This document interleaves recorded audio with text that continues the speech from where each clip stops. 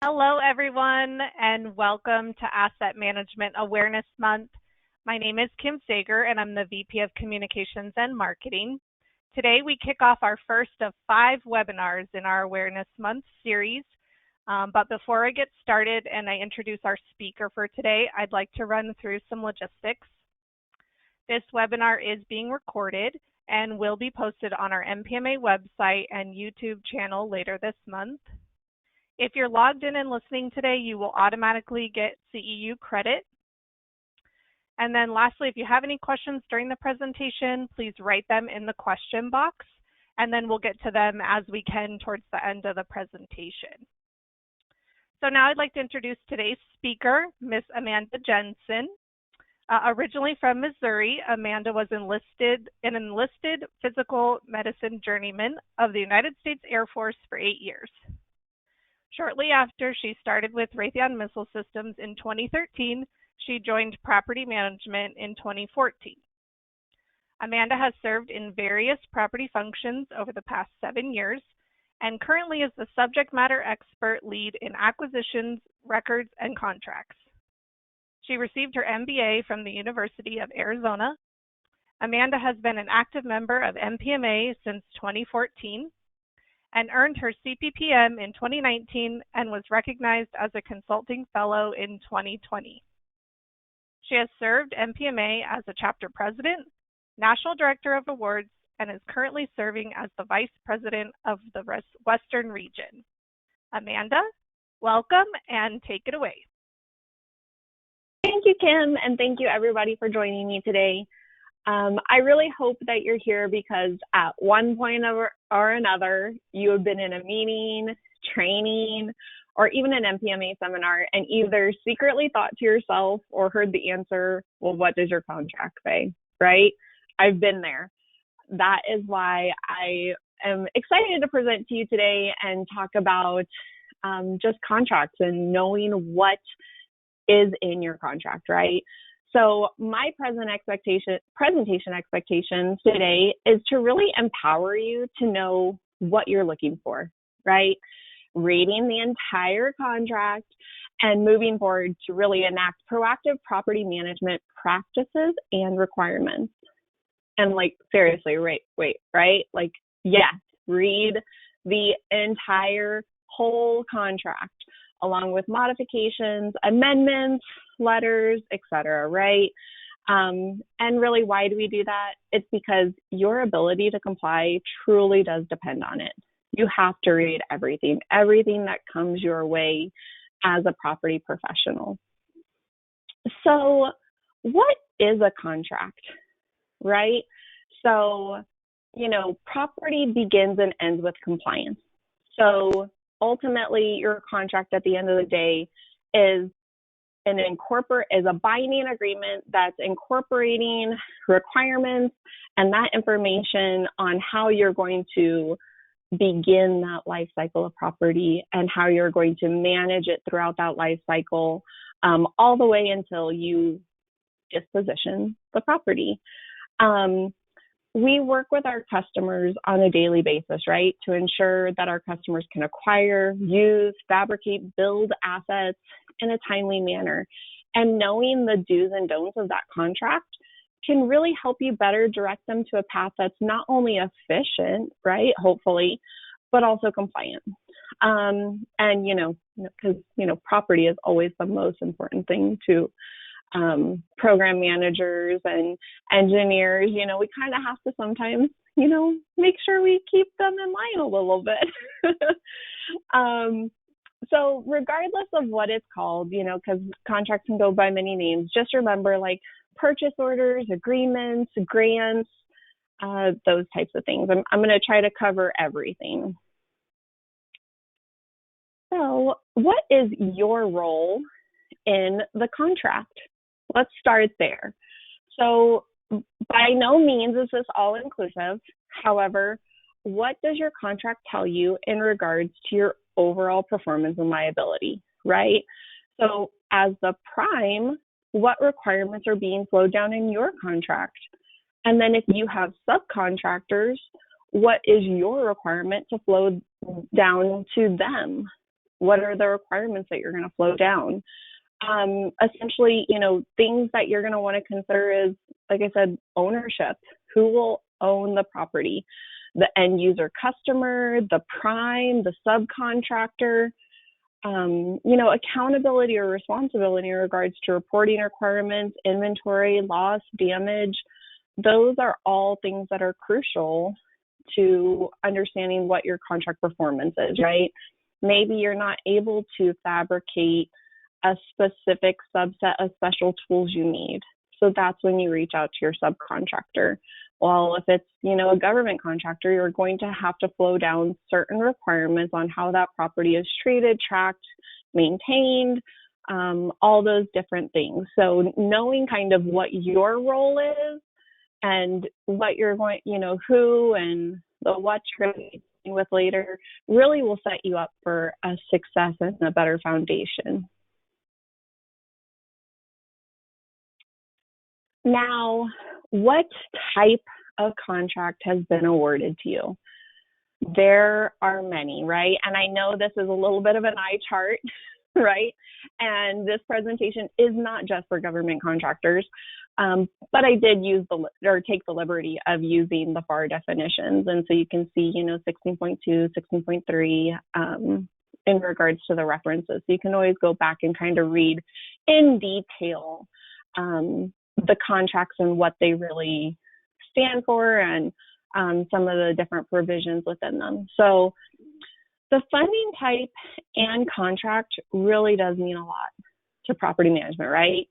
We think about liability, the performance, future expectations of follow-on contracts, orders, those types of things. So for example, under fixed price responsibility, the contractor has responsibility for all costs. So really planning for all of these contracts are crucial in the life cycle management in regards to how you're going to acquire, how you're going to use it, how you're going to report it, how you're going to fund contract closeout, those types of things. So remember that each one of these has, specific kind of responsibilities to perform under. So what am I looking for, right? Hopefully that's why you're here, because you get contracts in and you kind of want to have that overall perspective of knowing your contract. So yes, it can be exhausting. It can be overwhelming, especially when you have that 200 plus page contract or even that one-page contract where you're left asking all the questions, right? So for any property professional that isn't in the room when contracts are being negotiated or planned, work with leadership to get there, right? Get a seat at the table, become a reviewer, or stress to your program what property really has to offer. The property organization has a potential, to be overlooked sometimes, but we really are a cost savings risk mitigation group if I ever saw one. I mean, we are one of the 6 business system rules, right? So when we're talking about government contracts, so we do have, a role and a purpose that really helps support our program customers. Into the types of things that you're going to be looking at. So first off, I'd like to start off on clauses. Now, think life cycle, right? So anyone who deals with government contracts, you probably know FAR 52-245-1 like the back of your hand. So that really, consists of the life cycle of how you're going to overall manage the property. Now, every business has their own specific, ways of doing or incorporating that clause into their daily operations. But, for anyone else out there who has, maybe a hospital or a university grant or, certain things like that, there are, there are clauses or there are certain requirements. Maybe it doesn't go by the name of clause, but there are certain requirements that are pretty standard for whatever type of contract you're receiving. So we have clauses incorporated by reference. That might be just a listing, one massive listing, a short listing within your contract, or there are clauses incorporated in full text. And those clauses, unfortunately, can be sprinkled throughout the contract. So you may be going through your pages, see your list, and then see one clause incorporated right by reference, have some other information thrown in there, and then 2 pages later, there's another clause incorporated in full text. So ultimately, can you comply, right, to all the clauses in your contract? And for those that may be in a listing, what do they mean? Do you need to go look them up, right? Do you need to understand the full clause? For example, 52232-16. It might be by reference, it might be in full text, but there are specific requirements, especially like look at title, right? So look at title and what the title portion of that clause says and what it means when you have like fixed price and then performance-based payments, progress payments, those types of clauses. So could it be allowable costs and payments that outline invoice and reimbursing costs, or specifications in regards to use and charges that outline a rental period? And then, of course, you have clauses that may distinguish between marking, tagging, reporting, and MMAS system. All of these could exist in your contract and are really crucial to your performance, right? You want to make sure that any operational guidelines you can comply. You don't have to, rewrite or fit in a certain criteria. Now there are special provisions, right? So special provisions, there are a lot. And again, do they differ from your established processes? When I first started reviewing contracts, I had no idea that there could be so much in regards to property that we really do care about. So I'm not saying you have to be a master at each special provision and how it affects your company, because I know I'm not, right? But however, I know who to go to, right? So if my contract says something that seems out of the normal or places specific language in regards to what I'm required to do for property, right? For example, if I have an inventory cycle that they say, hey, you're required to perform this inventory of all the property against this contract every 6 months. And my current or operational guidelines or instructions say that I complete 100% inventory every year. I may need extra funding. I may need an additional employee. Like, what does that mean to your established processes and that new requirement, essentially, right? So here are just some things that I look for, right? And that I think are pretty standard in what you should be looking for and how you manage those types of things. Now, I can't give you details on how to manage it because everybody does something, potentially like a little bit different, different systems, different contacts. But what is like your inventory cycle and what are your reporting requirements for that inventory cycle? Are you to be furnished property? That could be a GFP list, that, GFP word at the initial start of the contract or on a modification later on throughout the life of the contract. And what does that listing entail? Will you be getting things or assets, right, that you've never had on record before that are coming from a government location? Or do you already have those assets in your record system, right? And then what does that list, so what does the listing entail in regards to that? But also, does the listing provide you enough data for a compliant record? If I'm expecting things to be sent to me or shipped to me, I'm going to want enough information in regards to cost maybe model number, description. What exactly am I supposed to be receiving? So at the end of the day, I can document appropriately, hey, I did receive this, and here's my compliant record to go along with that, right? I don't have to guess how much this did cost because it was provided in the contract. And then, of course, will it be provided as is? Are there any potential risks there to, as the contractor, are you responsible for if it doesn't work, right? What if you received a damaged asset?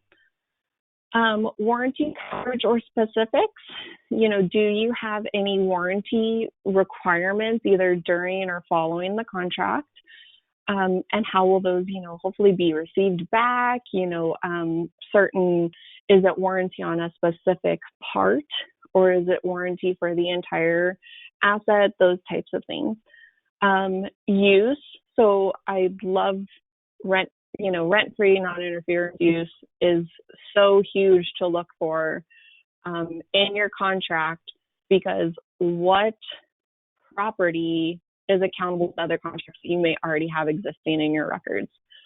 And if so, maybe this contract was, it says, hey, you have rent for use of X contract's property, but always go back and look at the owning contract and make sure that has the rent for use as well. You want to see both the owning and using contract having that language and authorizing that use across the contracts. UII and IUID reporting, marking requirements. Do you have specifics, and how will you comply? Do you have 2D barcode makers, or do you need to acquire some? Are they virtual UIIs? Certain things like that. You want to make sure that you're complying and doing the right things, especially if it's something that's new to you as a contractor. And then, of course, storage requirements. Are there any storage requirements of property that maybe you're not using? Maybe you have a follow-on contract.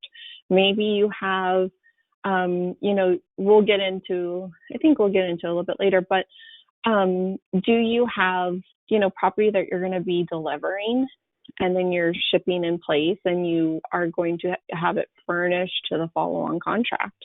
I mean, there could be storage that you are, as a contractor, are responsible for, and liabilities that if you're not doing this proactive part of the contract research, you may have some unforeseen costs or unforeseen risks in, later down the road, and that you weren't prepared for, right? And then sensitive property, either acquired or furnished. How are you going to manage that?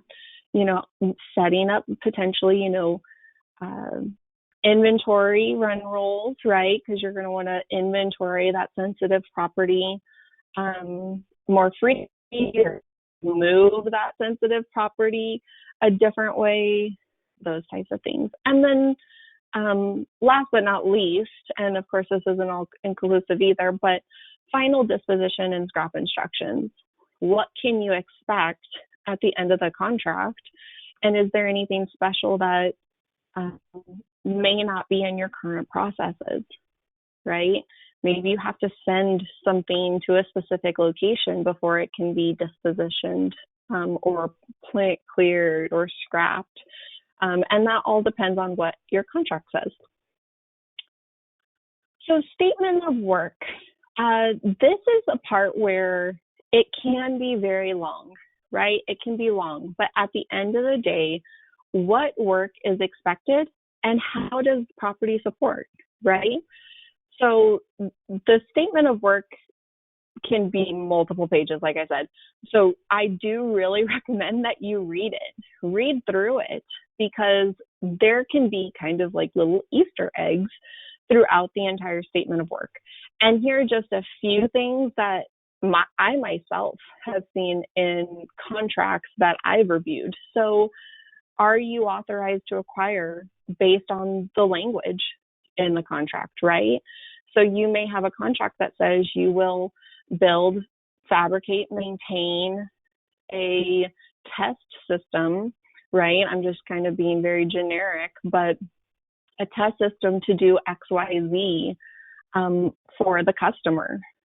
And so that right there, it needs to be detailed enough on how you're acquiring, or what that authorization to acquire really truly is and where it stems back to. Are you required to request acquisition authorization from someone? Maybe that's the customer, the prime, if you're a subcontractor, right? Is there additional language that you weren't expecting, that every time, above a $10,000 threshold, if you're requiring anything above that, you need to ask for permission, essentially. Have a dedicated written authorization from, that customer saying, yes, you can acquire XYZ, right? Because that could, add time to the process. It could push out, your standard acquisition process and put something behind the line, right? So, and then are there embedded reporting requirements? I typically think of these as non-procedurals because they can be written in, right? Generally, we want there to be a dedicated procedural because, it's dedicated to, there hopefully is a DID, specific requirements for that reporting. But I have seen embedded reporting requirements, or maybe your procedural refers back to a statement of work reference, and that statement of work reference has more information, right? So the statement of work really becomes crucial in regards to kind of those things that you may not, be looking for on a daily basis when you're just reviewing clauses and those types of things. Ownership, right? And we kind of talked about this in the beginning, but who owns the property being acquired? Does the customer own everything regardless? Or could some of that property be contractor owned? And of course, it all goes back to funding, right? So we did talk about funding in the beginning and those contract types. So, I mean, that it does play a role.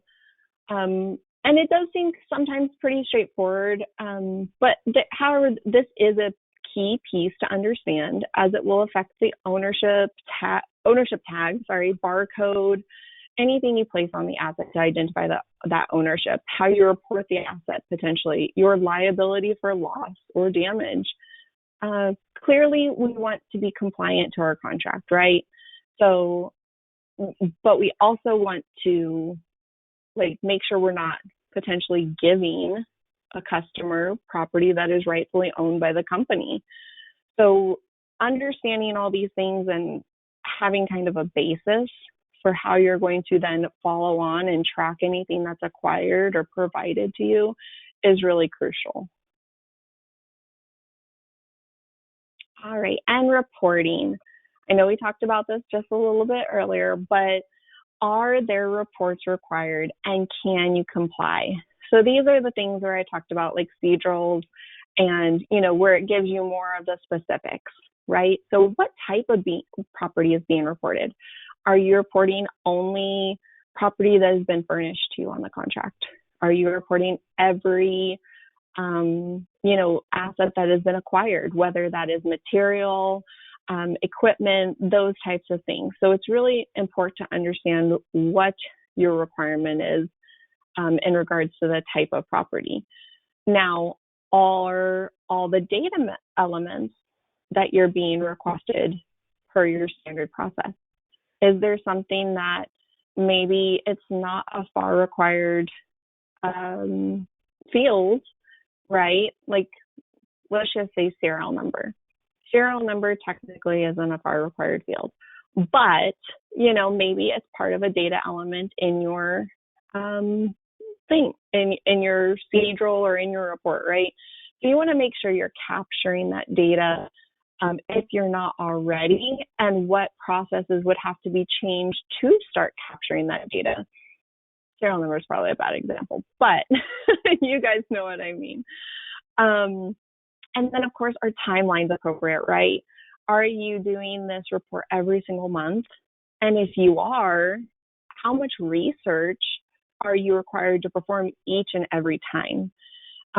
Maybe it's a complete, they want all furnished, all acquired property, and they want current condition as of that month, current use, what is it being used for, maybe a CLIN, maybe, an effort, whatever that is, how much research will be required to ensure that if you have 7,000 line items of property, a monthly timeline may not be appropriate if you have to do all that research, right? So we want to make sure that whatever we're being required to report on does make sense for our processes, make sense that we can actually comply to, so we don't get through into the contract and then, have non-compliant reports, right? Missing data fields.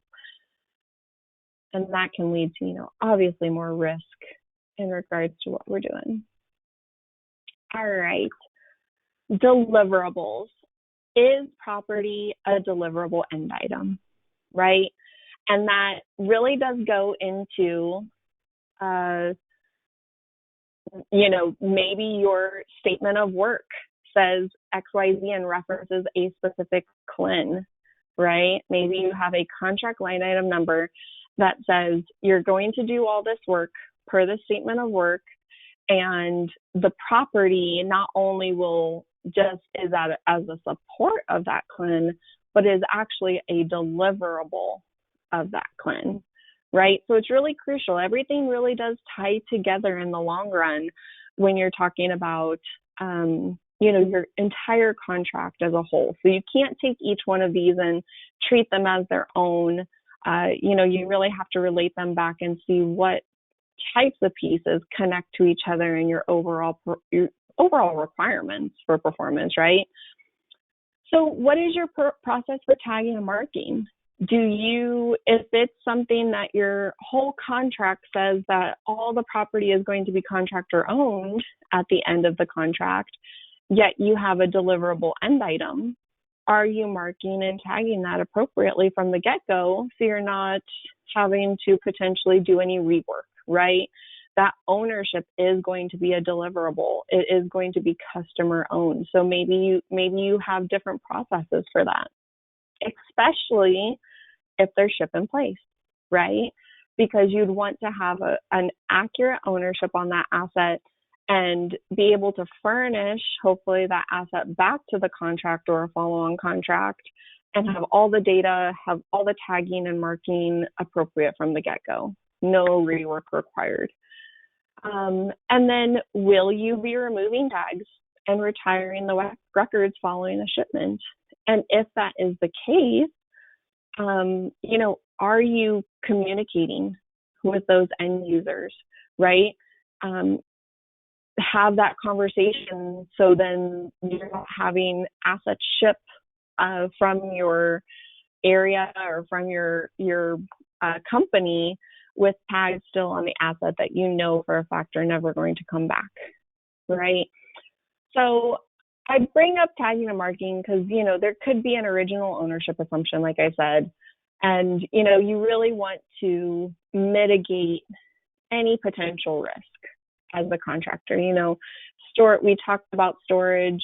We talked about, following that delivery of the end item and potentially, that ship in place, or maybe you're required to store it for 6 months until you actually, it can leave your dock, right? So that's why I say, understanding all the pieces and how they relate to something else, it really is crucial. And then finally, our conclusion, right?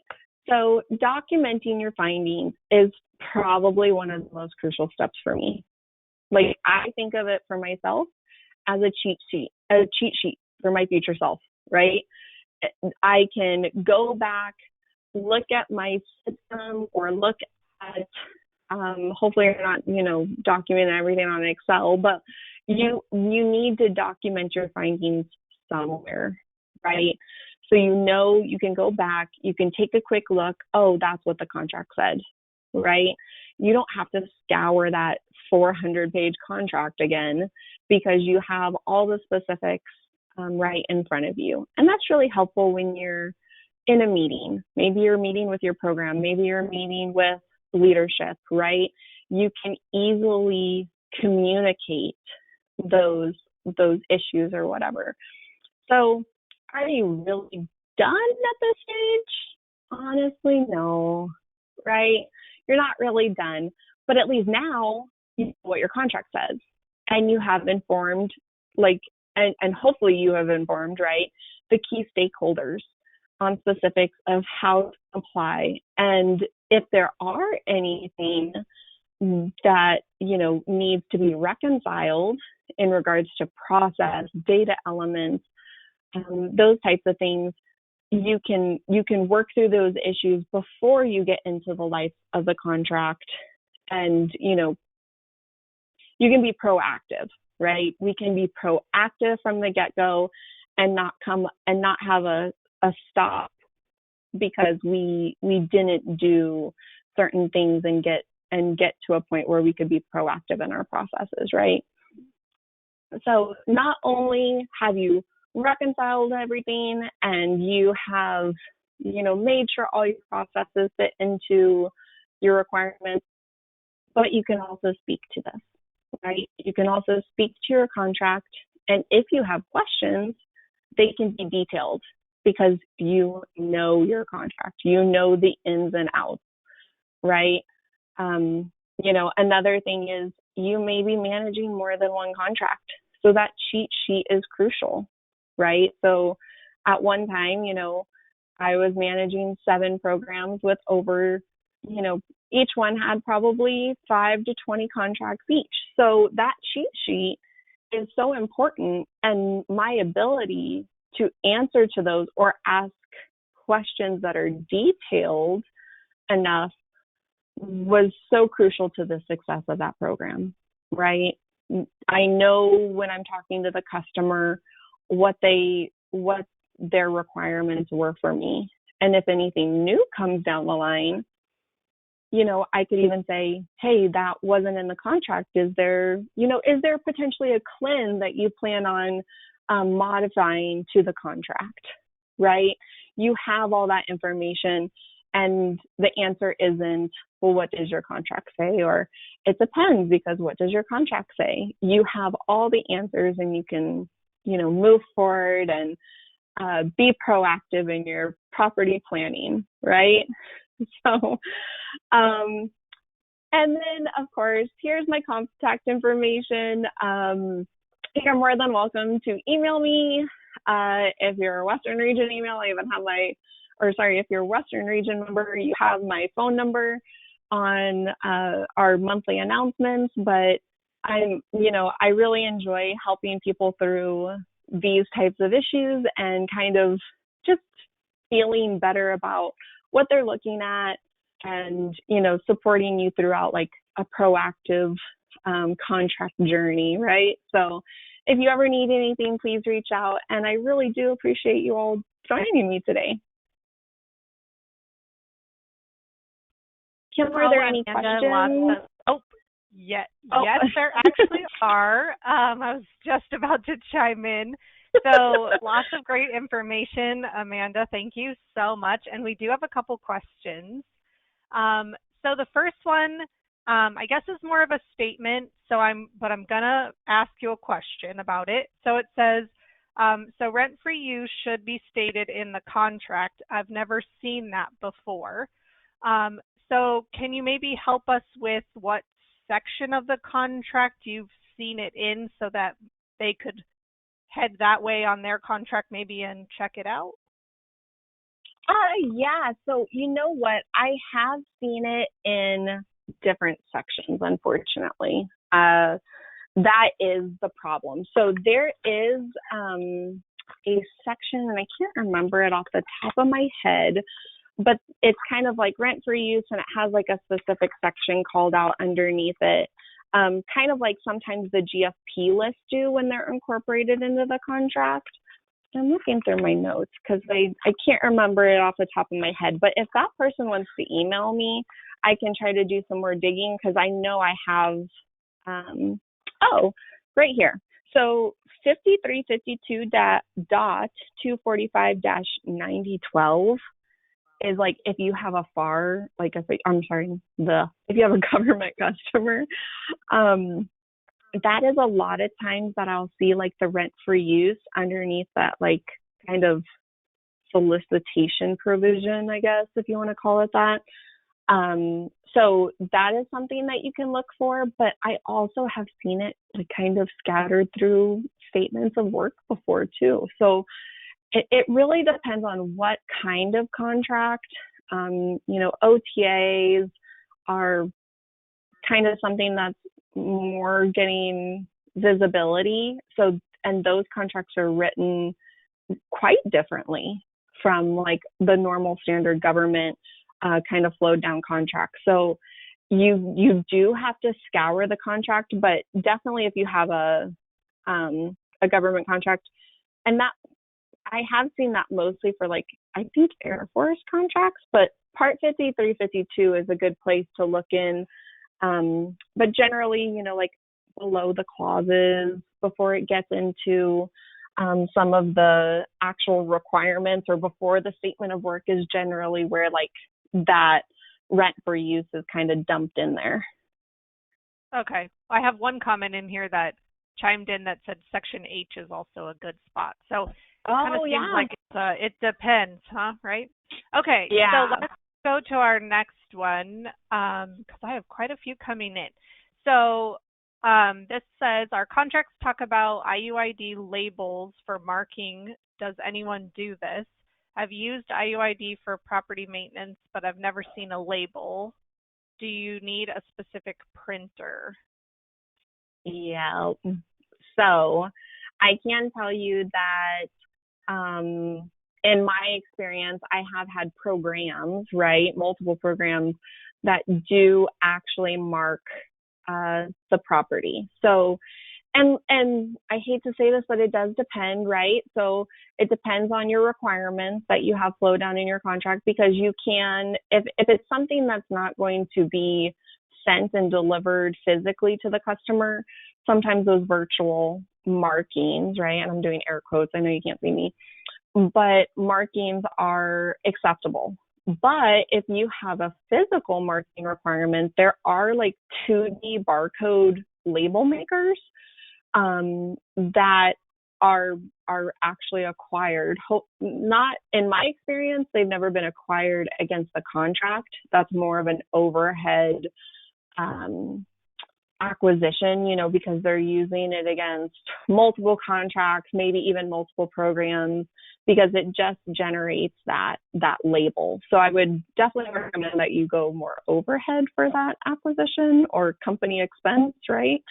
But that does happen. And a lot of times the physical label really does need to, be placed on the asset. It needs to be uploaded into, now it's Pi, right? So Pi and, that delivery or, can't think of the word, but that kind of notification of sending it to the government needs to kind of occur along with that. Okay, great. Okay, let's go to the next one. On a firm fixed price contract, what is the proper method for transferring ownership of tooling being produced on a government contract that will then be sold to the customer but retained for use on that same contract? So for me, I like to reduce my rework, right? If I know that asset is going to be, because especially you have to look at, your clauses, right? So if you have a fixed price contract and you have the 52232-16 or the 52232-32 clause, you're really going to want to make sure that it specifically says in there, title to that property, even though it's fixed price, is title to the government. right? So you can't just assume that it's going to be like company owned, right?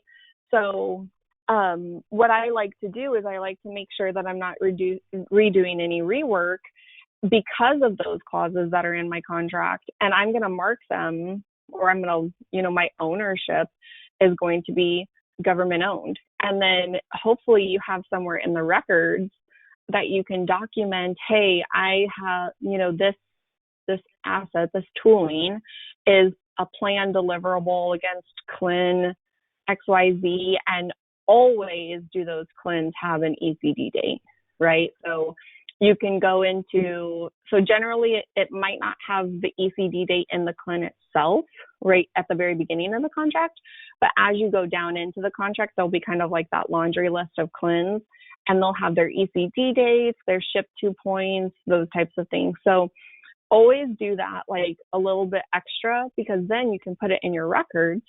You can say when you think it's going to be DD 250 or delivered, right? So then you can appropriately, mark those assets. You can appropriately plan for that delivery, and then you can work with the customer to get those assets furnished back to you, especially since you said that they're going to remain at your site, right? Because you don't want to have that risk of having government property after the delivery that's just hanging out, right? Not accountable to any contract. So you want to ensure that that customer knows that that furnishment needs to occur following that delivery. Sorry, did I answer all the points of that? I tried. I think so. I was rereading it, so yes, I think you're good. Okay. Let's go to another one. What do you do when there is no instructions on disposition actions in the contract when it ends? All right. So this is something that I have seen a lot of contracts that kind of are like silent to that, but also I would want to make sure, because disposition also kind of really goes in hand with closeout, right? So make sure that your contract was funded for closeout to begin with. I mean, that's really crucial to our processes, right? Is making sure we can have that funding when the contract goes into closure, and we're not scattering, for funding, of course, right? So if it's silent, I would probably work with my contracts administrator and try to make sure that either some language is put in there, or even, hey, is the customer accepting that our standard processes of X, Y, and Z are acceptable for the disposition of this property?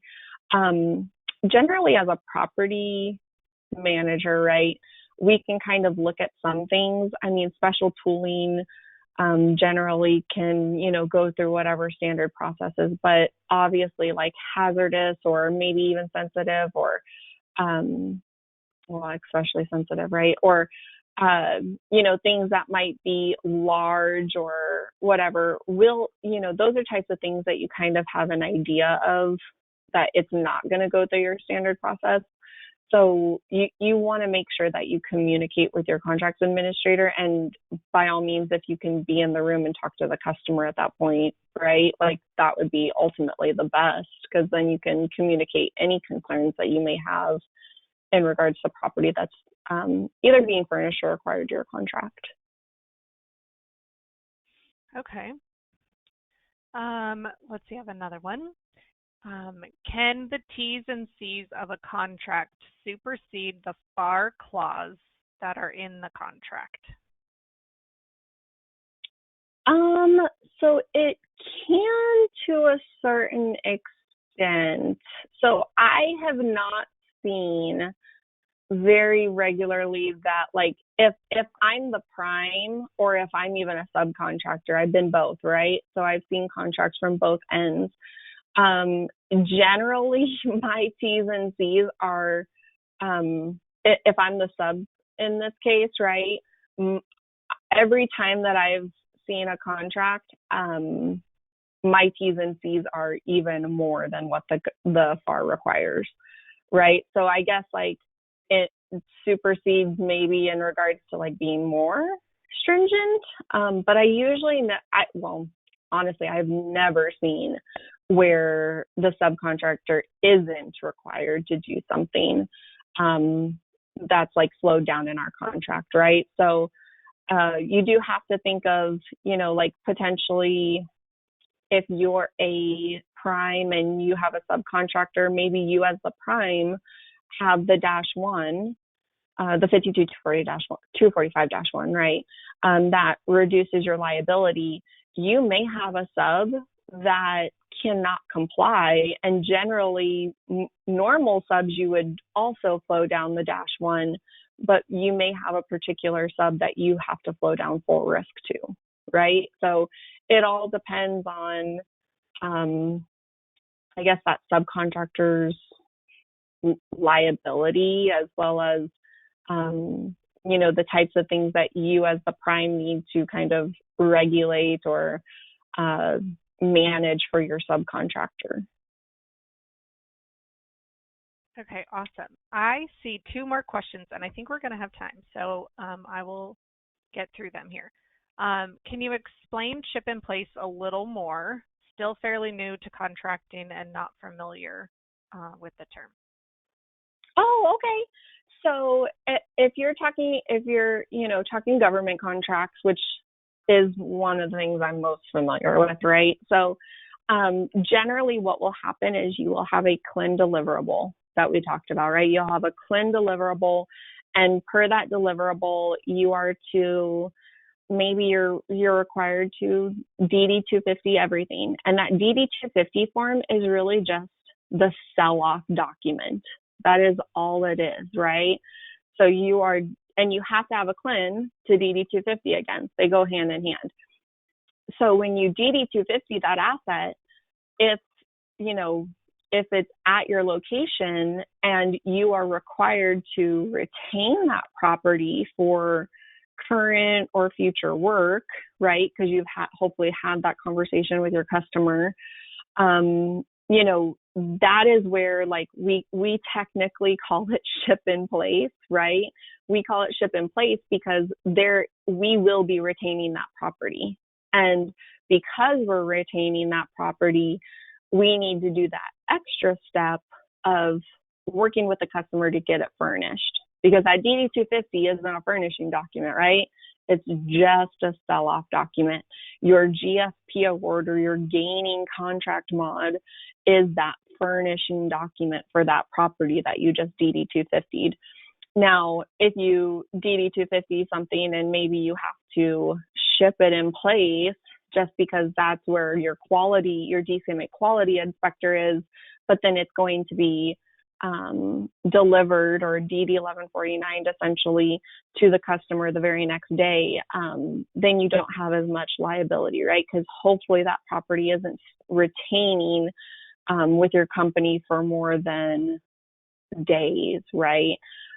So I really kind of use that ship in place term for something that I'm going to be retaining, and I'm going to have to work with my customer to furnish back to me essentially.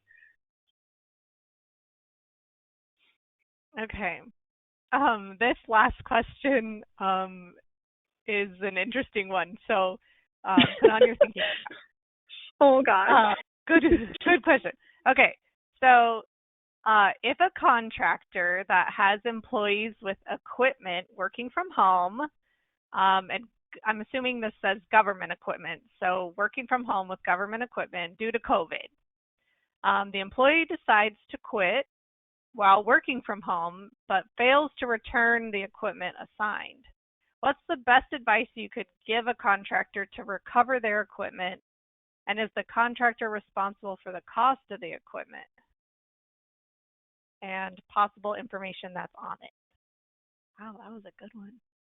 Yeah, that's a good one. So, if you really kind of dig into the FAR, you could technically, if it were me and I'm the contractor, I would potentially say that that's willful misconduct, right?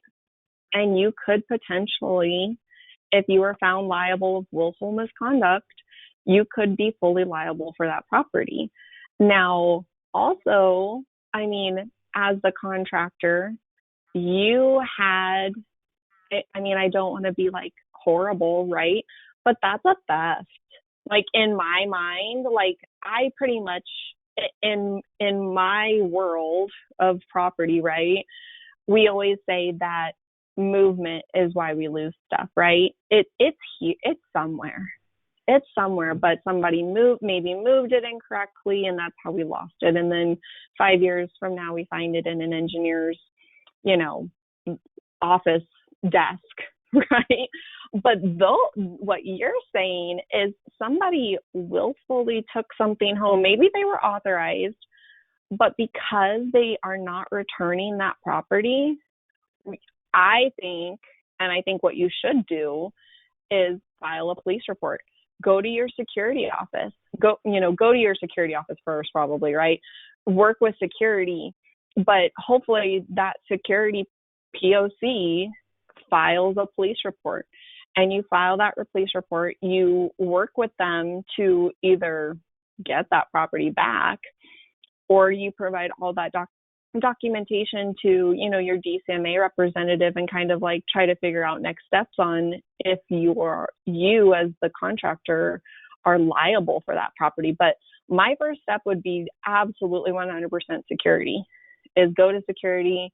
Hopefully you have documented everything that you've taken home, so you can have that list prepared, ready to go, along with acquisition costs, hopefully all far required fields type of thing, so you can work with your security and potentially the authorities to reclaim that property, because that's kind of scary to me. That's pretty bad. I'm sorry if that's your true situation. Okay, so a couple more questions have come in, but I also want to be sure to like wrap things up. So if you guys do have additional questions, Amanda, I'm putting you out there on the spot to email Amanda and ask her if you had other questions or need anything.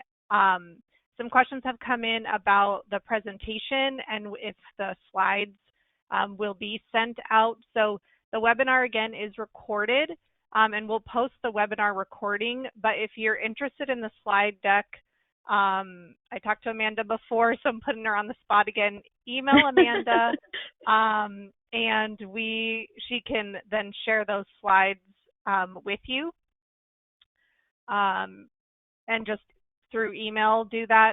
We don't post the presentation specifically onto our MPMA website. So I also want to be sure to say thank you again to Amanda for speaking today and for kicking off our webinar series. Excited about this month. We have 5 webinars going on. Our next webinar is scheduled for Wednesday, March 10th at 1 p.m. Eastern. Dr. Doug Getz is going to be presenting on the contractual requirements for subcontractor management and their application. So be sure to log on to our MPMA website under the Asset Management Awareness Month, or click through the news flash and get that link to register. Also, I'm excited to talk about some of our other Asset Management Awareness Month stuff that's going on.